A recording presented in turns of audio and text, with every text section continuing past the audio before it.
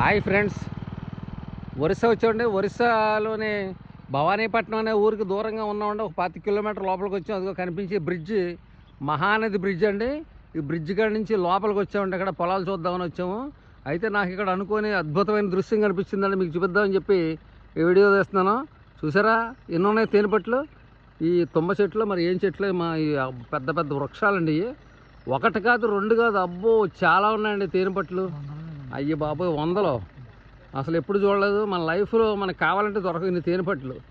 ఎన్ని ఉన్నాయండి, చాలా చెట్లు ఉన్నాయి ఇక్కడ చుట్టుపక్కల. చూసారా తేనెపట్లు ఎన్ని ఉన్నాయో. అసలు ఏం తేనెపట్లేడు బాబు.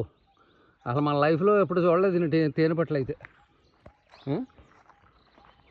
అసలు ఇక్కడ మరి గిరిజనులు ఎలా పట్టుకుంటారు ఏంటో, కానీ ఒరిస్సాలో నిజంగా చాలా అదృష్టం అండి ఇటువంటి తేనెపట్లు చూడడం కానీ, ఈ న్యాచురల్ తేనె తినడం కానీ.